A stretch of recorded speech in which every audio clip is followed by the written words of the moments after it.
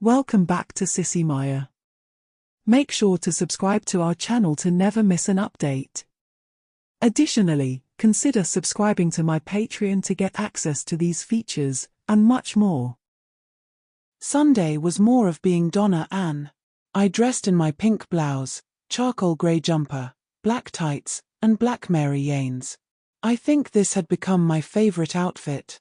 I tried putting the fall in myself and did a pretty good job. Mom checked me over and just rebrushed part of it. Mom decided we should go over the costume to make sure we had everything. We spent some time doing that. The only thing missing were earrings. Mom dug through her jewelry box and found a pair of dangly earrings with gold and white stones.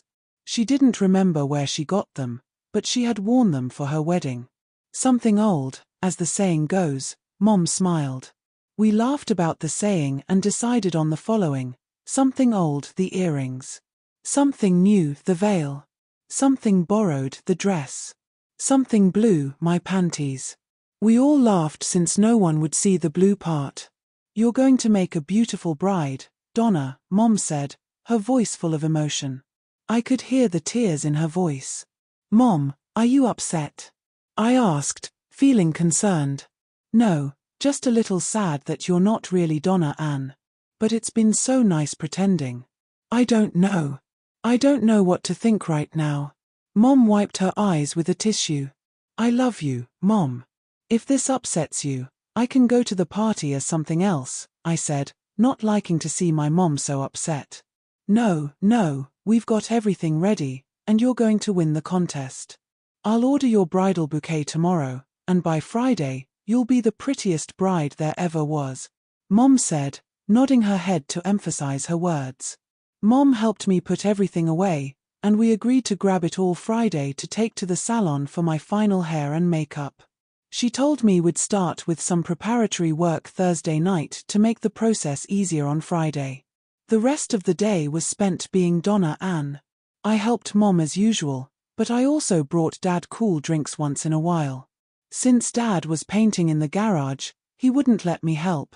He said I might ruin my clothes. That part of the weekend made me a little sad, and Mom noticed it right away. "What's wrong, Donna? Why are you so quiet all of a sudden?" Mom asked. "I usually help Dad on the weekends. Last weekend we weren't home, but today he's doing things I usually help with, and since I'm Donna and today, I can't help." Mom nodded and then said, "How about we do something together today?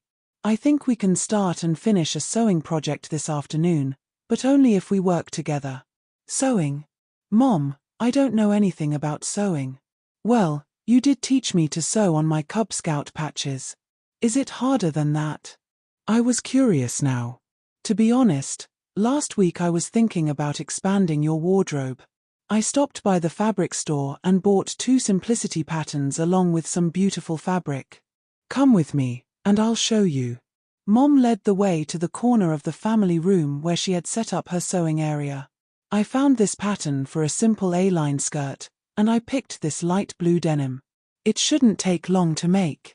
I even bought the zipper and button the pattern suggested, Mom said, sounding pleased. "What do you think? Should we give it a try?" "Okay, Mom. I'm willing to learn, and I'm a girl for the rest of the day. At least Dad can't complain that I'll ruin my clothes." I figured this could be fun. Mom pulled out her cutting board and laid the fabric on it, then opened the pattern. She checked the measurements she'd made on me and figured out which size to cut. Together, we started laying out the pattern pieces on the fabric. Mom was very careful with how she placed everything. "Mom, why is there so much space between the pieces? We could save a lot of material if we rearranged them," I asked. "Donna, the fabric has a grain, or pattern. Imagine if it had stripes. If we didn't line up the pieces properly, the stripes would go in different directions. Also, following the fabric's natural direction makes the skirt hang better," Mom explained, now in instructor mode. We laid out the pattern so everything would be aligned properly. Mom showed me how to pin the pattern to the fabric. When we finished, I got to cut out the pieces while Mom set up the sewing machine. Once I was done cutting, Mom showed me how to pin the pieces together, and then we started sewing. She taught me how to use the sewing machine. I started with the longer straight seams, going slowly and removing the straight pins as I went to avoid breaking a needle. When I had sewn the basic skirt together, Mom attached the waistband and made the buttonhole.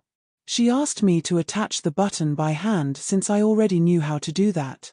Then I had to try it on so Mom could set the hem. She spent quite a bit of time making sure it was even. After that, I got to sew the hem myself. Mom finished by putting in the zipper. I was so happy with how it turned out that I slipped off my jumper and put on the skirt. I tucked in my pink blouse and went to show Dad. "So, what do you think?" I twirled around for him. "You look lovely," Dad said, though I don't think he noticed the new skirt at first. "Mom and I made this skirt this afternoon. Do you like it?" I asked, a little surprised that he hadn't noticed yet. "You did. It looks very nice. You did a great job. But then, you have a great teacher in your mother," Dad said with a smile. "Thank you, Daddy." I was so happy that he liked my new skirt. I went back and told Mom I wanted to wear this skirt to the salon for my final hair and makeup on Friday. She said it would be fine. We cleaned up from our sewing project and put everything away. Then it was time to make dinner. I helped in the kitchen again, and dinner was ready in no time.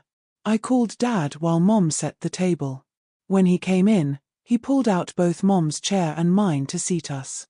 I could get used to being treated like that.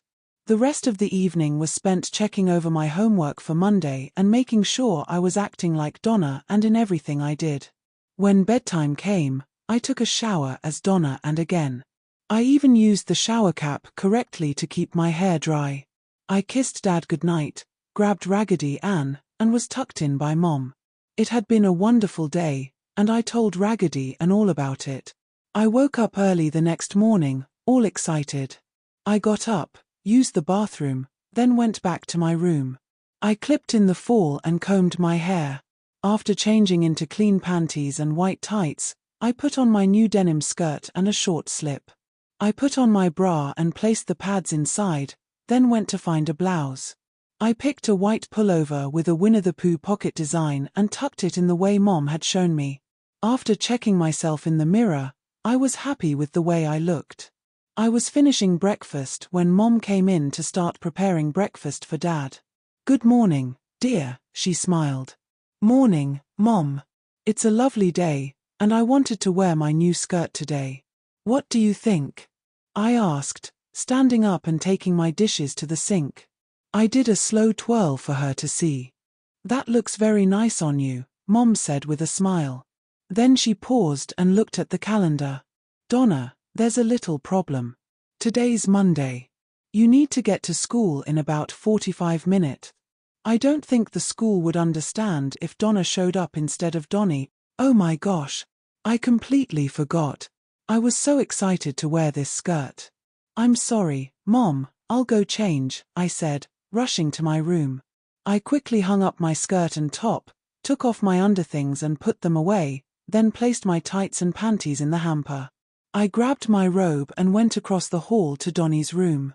Once in there, I put on the right clothes for the day and returned to the kitchen to see Mom.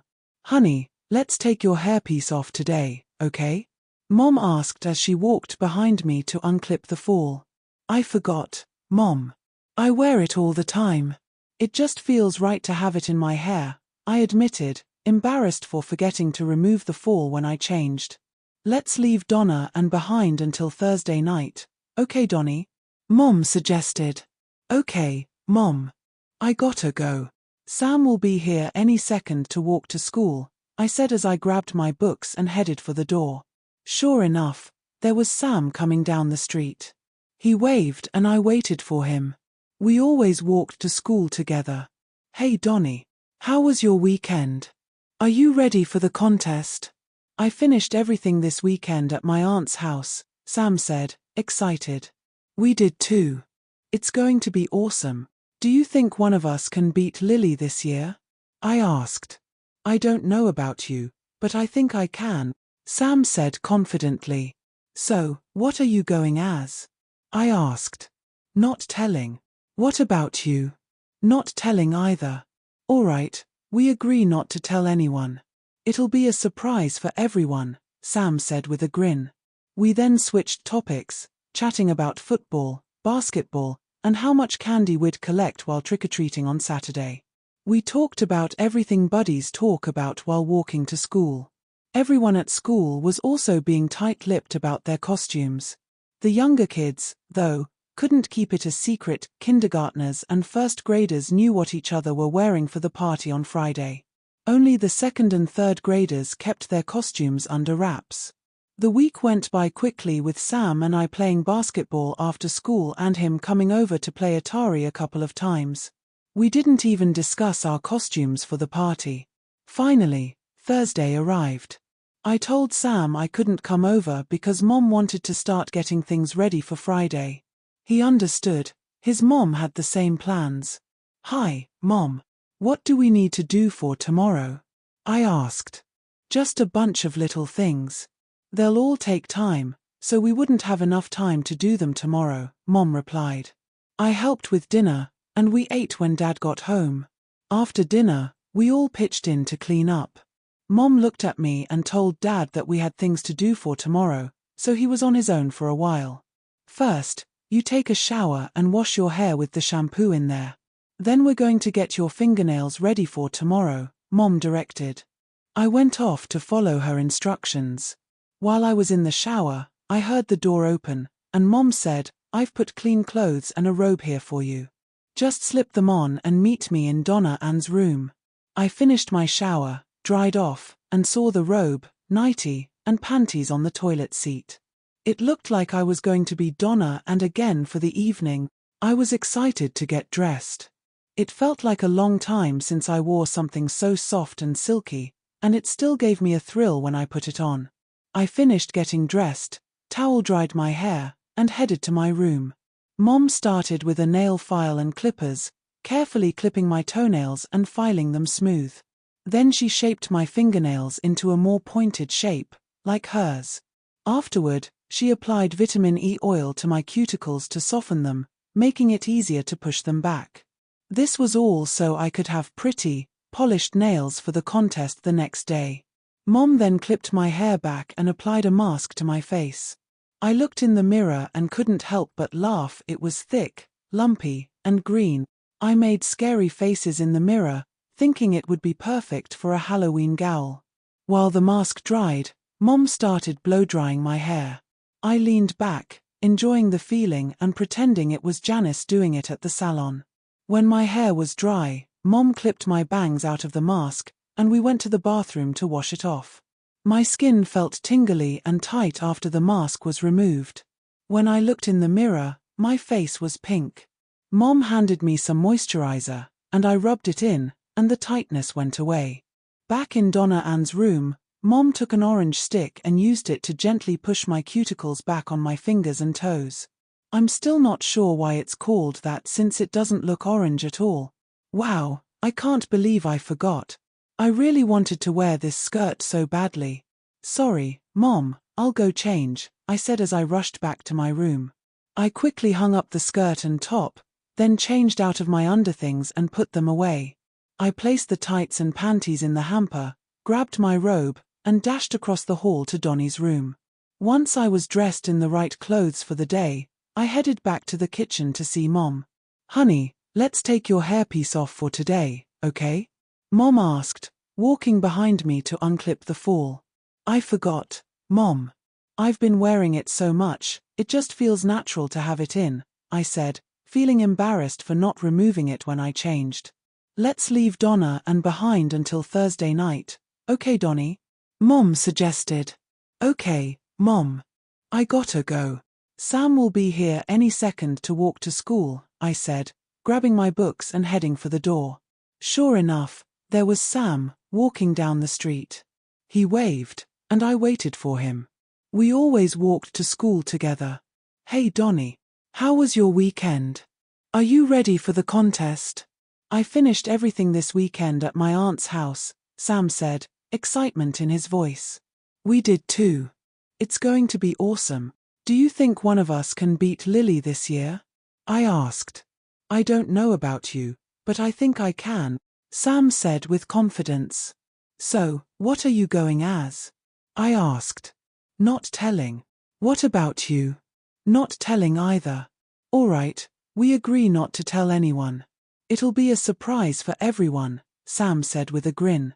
We continued chatting about other things, football, basketball, and how much candy we were going to collect while trick-or-treating on Saturday. We talked about everything buddies talk about while walking to school. At school, everyone was keeping their costumes secret. The younger kids couldn't keep secrets, though.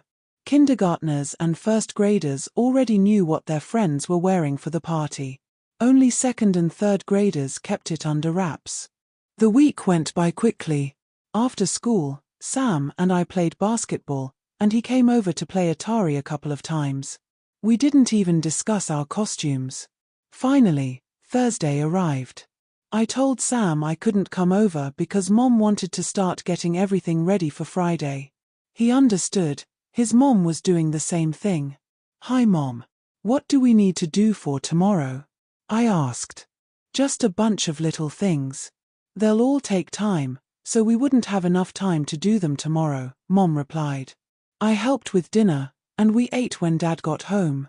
After dinner, we all helped clean up. Mom looked at me and told Dad we had things to do for tomorrow, so he was on his own for a while. First, you take a shower and wash your hair with the shampoo in the shower. Then we're going to get your fingernails ready for tomorrow, Mom instructed. I followed her instructions. While I was in the shower, I heard Mom open the door and say, I've put clean clothes and a robe here for you. Just slip them on and meet me in Donna Anne's room. After showering, I dried off and saw the robe, nightie, and panties on the toilet seat. Looks like I was going to be Donna Anne again for the evening. I was excited to get dressed. It felt like a long time since I wore something so soft and silky, and I loved the way it made me feel when I put it on. Once dressed, I towel-dried my hair and headed to my room. Mom started with a nail file and clippers, carefully trimming my toenails and filing them smooth. Then she shaped my fingernails into a more pointed shape like hers. Afterward, she applied vitamin E oil to my cuticles to soften them, making it easier to push them back. This was all so I could have pretty, polished nails for the contest the next day. Mom then clipped my hair back and applied a mask to my face. I couldn't help but laugh when I looked in the mirror. It was thick, lumpy, and green. It would have been perfect for a Halloween gal costume. I made some funny faces in the mirror while the mask dried. Meanwhile, Mom started blow-drying my hair. I leaned back, enjoying the feeling and pretending it was Janice at the salon doing it. When my hair was dry, Mom clipped my bangs out of the mask, and we went to the bathroom to wash it off. My skin felt tingly and tight afterward. Once the mask was off, Mom gave me some moisturizer, and the tightness went away. Back in Donna Anne's room, Mom used an orange stick to push my cuticles back on my fingers and toes. It's called that, but it didn't look orange at all. Hello, I'm Barbara. You must be Donna Anne, right? It's a pleasure to meet you. We'll start by giving you a pedicure and manicure so that the polish has plenty of time to dry before we get you dressed. Just relax and enjoy, Barbara said as she motioned for me to lean back. She began by placing my fingers into a small bowl of water to soak. Next, she laid a towel under my feet and mixed something she called a scrub, rubbing it all over my feet. After rinsing and drying them, she used an orange stick to gently push back my cuticles, just like Mom had done. Finally, she massaged lotion onto my feet. If I weren't so ticklish, I think I might have enjoyed it more. Now, let's move to your hands, Barbara said. She took my hands out of the soak and used another orange stick to push my cuticles back. Then she filed my nails to touch up their shape, just like she did with my feet. Once she was done, she wiped each nail with a cotton ball soaked in nail polish remover to ensure the polish would adhere properly. Now for the base coat, Barbara said. She placed foam pieces between my toes and carefully painted both my fingernails and toenails with a clear liquid base coat. Once done, she asked what color I wanted. Mom and I were here last Saturday, and we bought most of the items that Carrie recommended. My mom is over there. I pointed to the waiting area. Barbara went over to Mom, who handed her a bottle of burgundy nail polish from her bag. When Barbara returned, she applied 2 coats of the burgundy polish on both my fingernails and toenails. I had to keep my hands and feet under a dryer to help the polish dry faster. Finally, Barbara finished with a clear top coat that made my nails shine beautifully. I admired them, pleased with how pretty they looked. Burgundy was definitely my color. Once Barbara was satisfied with my nails, she removed the foam pieces from between my toes and discarded them. She called Janice to let her know I was ready for the next step. Janice motioned for me to sit in her chair. As I sat down, I noticed Sam sitting under a hairdryer. We waved at each other, both smiling. Janice returned holding a burgundy ribbon, matching my nail polish. I'm going to use this in your hair to cover the bands and clips. When I'm done, you'll look beautiful, she said. She wet my hair and carefully combed my bangs down, curling them under. She then pulled the sides of my hair back, just above my ears, and tied the burgundy ribbon around the band to hide it. Janice teased the top and sides of my hair to add volume and used a curling iron to create multiple long ringlets that cascaded around my head. While she worked, she wove the ribbon in so all the clips were covered. When she was finished, I looked in the mirror and was thrilled. The ribbon added a lovely touch. All done here, let's get you to Carrie, Janice said. I walked over to Carrie's chair, where she greeted me with a smile. Hi, Donna. Ready for your big day? Let's get started. Last time was a quick makeover, but today we're doing it all, Carrie said, her excitement contagious. Whatever you think is best, Carrie, I replied. Are you doing Janet Lynn's makeup too? Yes, I am. Right after yours. So we need to move quickly, Carrie said as she started working. Your mom brought over the cosmetics we discussed last time, so we're all set. Just lay back and relax, it's going to be fun.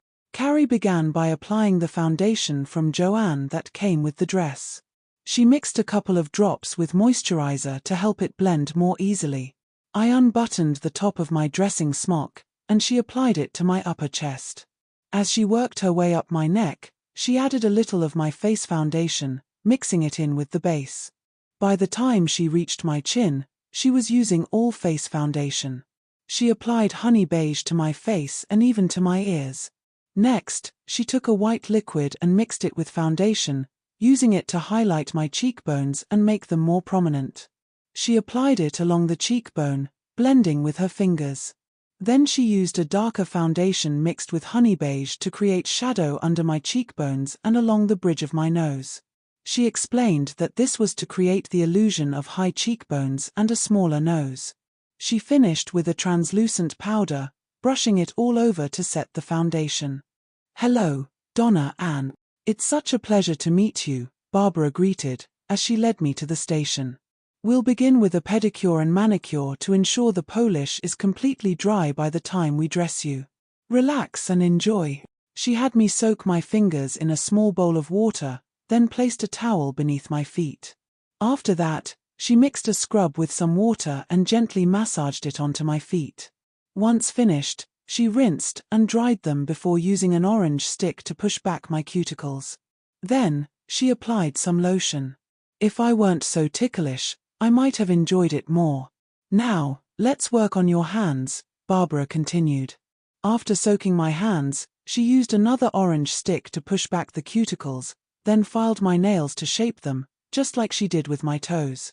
When she finished, she wiped each nail with nail polish remover to make sure the polish would stick properly. Time for the base coat, Barbara said. She placed foam pieces between my toes and carefully applied a clear base coat to my nails. When she finished, she asked which color I wanted. Mom and I were here last Saturday, and we bought most of the things Carrie recommended. My mom is over there, I pointed to the waiting area. Barbara walked over to Mom, who handed her a bottle of burgundy nail polish. After returning, Barbara applied 2 coats of burgundy polish to both my fingers and toes. I had to keep my hands and feet under a dryer while the polish dried. Finally, Barbara added a clear top coat that made my nails sparkle. I admired them in the mirror, pleased with how beautiful they looked. Once Barbara was satisfied, she removed the foam pieces from between my toes and discarded them. She called Janice to let her know I was ready for the next step. Janice motioned for me to sit in her chair, and I saw Sam under the hairdryer. We waved at each other and smiled. Janice came over with a burgundy ribbon, matching my nail polish. I'm going to use this in your hair to cover the clips and bands. Once I'm done, you'll look even more stunning, she said. She wet my hair, combed my bangs down, and curled them under. Then she gathered the hair from the sides and pulled it back just above my ears, tying the burgundy ribbon around the band to hide it. Janice teased the top and sides of my hair to add volume and used a curling iron to create soft ringlets. While she worked, she wove the ribbon so it covered all the clips. When she finished, I looked in the mirror and was thrilled with the results. The ribbon gave it a lovely touch. All done here, let's move on to Carrie, Janice said. I walked over to Carrie's chair, where she greeted me with a big smile. Hi Donna, ready for your big day? Today we're doing it all, Carrie said with excitement. Whatever you think is best, Carrie, I replied. Are you doing Janet Lynn's makeup too? Yes, right after yours, Carrie responded. Let's get started. Your mom brought the cosmetics we discussed last time, so we're all set. Just relax and enjoy, this will be fun. Carrie began with the foundation from Joanne, mixing a few drops with moisturizer to help it blend smoothly. She applied the mixture to my chest and worked up my neck, gradually blending in my face foundation as she moved upward. By the time she reached my chin, she was using only the face foundation. She applied the honey beige foundation to my face, and even my ears. Then she mixed a white liquid with some foundation to highlight my cheekbones, making them stand out more. She applied this to my cheekbones and blended it in with her fingers. Next, she took a darker foundation mixed with honey beige to create shadow under my cheekbones and along the bridge of my nose, giving the illusion of higher cheekbones and a smaller nose. Finally, Carrie brushed translucent powder over everything to set the foundation. I felt a little more polished already. Donna Anne, look over here and smile big for me. Flash. A few more shots to capture this moment. Flash. Now, stand in front of the chair. Good. Flash. The camera kept flashing until everything was a blur of spots in front of my eyes. Mom was using up a lot of film on me, and I posed in various ways, until I think she finally ran out of film. Mom packed everything up quickly, placing things into cases and carriers, and soon we were ready to leave. She went ahead and told me to come out when it was time for me to be introduced. It felt like forever, but then I heard Mom's voice, and now, here comes the beautiful blushing bride, Miss Donna Anne Jones. That was my cue. I walked out slowly, carefully practicing the steps Mom had taught me over the past 2 weeks. As I entered the salon, I heard comments like, "Beautiful, absolutely gorgeous, she really is blushing, and she can't lose." I smiled the entire way, feeling the warmth in my cheeks, which wasn't just from the makeup. After thanking Barbara, Carrie, and Janice one last time, we headed out to the party. I was so excited for the contest. The drive to the school felt like it took forever. When we arrived, Mom handed me a small white satin purse that looked like a sack, saying it was for me to wear on my wrist so I could still hold my bouquet. It contained tissues, some money for refreshments, and lipstick with a liner and brushes for touch-ups just before the judging. Mom, I don't know how to apply lipstick. What am I going to do?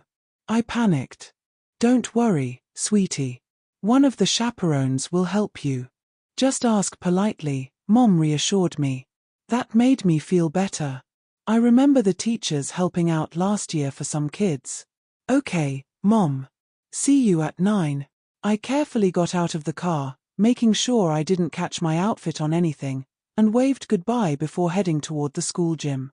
At the registration table, I asked for a contest registration form. The parent behind the table handed it to me, and I sat down to fill it out. Hi, Donna Anne. You look absolutely beautiful. You make such a pretty bride, Mrs. Collins said warmly. Thank you. Is Janet Lynn here? I asked softly. She's already inside, playing games. Are you almost done? She asked. I handed her the completed form, which listed my character's name as Donna Anne, written in cursive, trying to mimic Mom's handwriting.